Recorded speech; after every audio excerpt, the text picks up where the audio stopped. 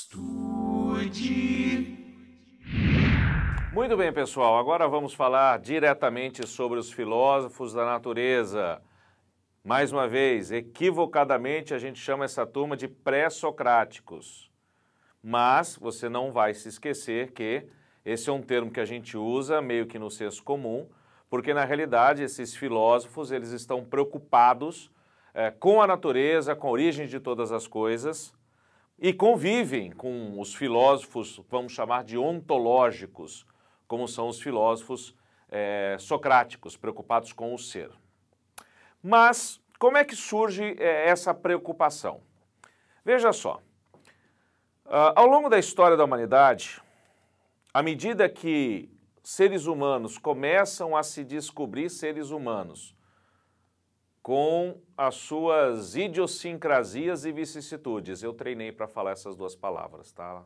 Não é assim tão fácil, tá certo? Vivendo todas as suas dificuldades de seres humanos, porque veja, nós como seres humanos, nós vamos estar na natureza e de repente nós vamos começar a nos enxergar como seres um tanto quanto diferenciados nesse contexto da natureza. Eu tenho um cachorro, por sinal, um grande companheiro, Gibbs, figura. O Gibbs é um sujeito muito feliz, é um cachorro muito feliz. Por quê? Porque ele simplesmente se preocupa em ser cachorro. Ele não se preocupa se ele vai prestar vestibular, se ele vai passar ou se ele não vai, se ele vai fazer o curso que ele quer fazer ou não. Ele simplesmente é feliz sendo cachorro. E o que que ele é, e o que que ele faz sendo feliz, sendo cachorro e sendo feliz? Primeiro ele come. Ele come, ele adora comer e quando ele come ele está feliz. Outro momento em que ele fica feliz é quando ele brinca. É quando nós damos atenção a ele e ele consegue brincar com uma bola ou então destruir algum chinelo, algum móvel da minha casa. Isso dá a ele uma certa felicidade, não tanto a mim, tanta felicidade, mas a ele, com certeza, bastante felicidade. Outro momento que deixa o Gibbs feliz é quando ele dorme. Outro momento quando ele faz as suas necessidades fisiológicas. E tenho certeza, ele ainda não procriou, mas quando ele procriar, ele ficará muito feliz. Atualmente ele está tentando procriar com as pernas lá de casa, ok? Mas um cachorro é feliz quando ele come, quando ele dorme, quando ele procria. E nada além disso. Seres humanos vão começar a se notar na natureza indo além disso. Não basta apenas procriar, não basta apenas comer, não basta apenas dormir. Você começa a criar relações com outros seres humanos e essas relações elas começam a se tornar complexas. Por outro lado, um cachorro não vai querer saber ou não pensa, não vai querer saber qual a origem das coisas. E de repente nós seres humanos começamos a nos dar conta da nossa finitude. Seres humanos começam a ver na sociedade, a se depararem, por exemplo, com um fenômeno que é inevitável para todos nós. O fenômeno da morte. Como lidar com o fenômeno da morte? Porque, veja, em algum momento nós somos algo, em algum momento nós contemplamos algo, vivemos intensamente, amamos, comemos, procriamos, passamos no vestibular, vamos para a universidade, formamos uma família ou não formamos uma família, nos formamos, fazemos uma carreira, só que vai chegar um momento em que tudo vai simplesmente acabar. Nós não temos noção desse momento. O que nós sabemos é que um dia vai acabar. Pelo IBGE, nesse momento que eu vos falo, eu tenho aproximadamente mais 40 anos de vida. Pelo IBGE, 80, 85, eu tenho 44, significa que eu tenho pelo menos, se nada acontecer no meio desse caminho, mais 40 anos de vida pela frente. E aí tudo vai acabar. Como lidar com essas inquietações? Mas, como surgiu tudo e de onde surgiu tudo? Essa é a pergunta, essa é a inquietação dos chamados filósofos da natureza.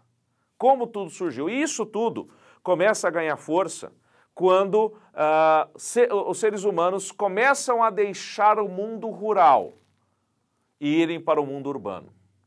Quando na cidade eles se dão conta dessa finitude da vida. Quando na cidade eles começam a tentar entender como a natureza funciona. Por isso que a origem da filosofia no mundo antigo grego está associada diretamente à origem das cidades-estado, à origem das polis. Na medida em que as cidades se desenvolvem, as relações se estabelecem, seres humanos começam a interagir entre um com o outro, além do seu universo familiar, além do seu universo clamítico, as questões começam a emergir. Como tudo surgiu? De onde tudo surgiu? E aí surgem as 4 perguntas filosóficas que até hoje a filosofia não respondeu. Ela só fez a pergunta, mas não respondeu. As 4 perguntas: quem sou eu? De onde eu vim? Para onde eu vou? O que eu estou fazendo aqui? Note que 4.000 anos de filosofia não respondem essa pergunta. Por sinal, as escolas filosóficas que surgirão continuarão fazendo essas perguntas. E você pode me perguntar nesse momento aflito na frente do computador me assistindo, mas Eduardo, como eu faço para responder essas perguntas? Aí que tá, não faz. A filosofia não vai te dar resposta. Eu vou te dar uma dica, a religião vai te dar resposta. Filosofia não. Você pode ir para qualquer religião e perguntar quem é você, de onde você veio, para onde você vai, o que você está fazendo aqui. A religião vai te responder isso. Qualquer que seja ela na ótica dela, porque religião trabalha com verdade absoluta. Filosofia não. Filosofia, você faz a pergunta e para o seu desespero, a gente responde para você com outra pergunta. E aí dá um nó na sua cabeça. Por sinal, esse é o nosso objetivo. Ok? Mas, filósofos da natureza, olha só. Formação e consolidação das polis, das cidades-estado, das relações, o mundo rural dá espaço para o mundo urbano, e é um momento no qual aquele conceito de mito que nós abordamos no início do curso, ele começa a transitar, a mudar para o que nós chamamos de logos. Logos. No conceito grego, logos é o perfeito equilíbrio entre o cosmos, o universo, a natureza e, consequentemente, o ser humano. A busca por esse equilíbrio e, consequentemente, o seu entendimento, isso nós vamos conceituar no contexto grego de logos.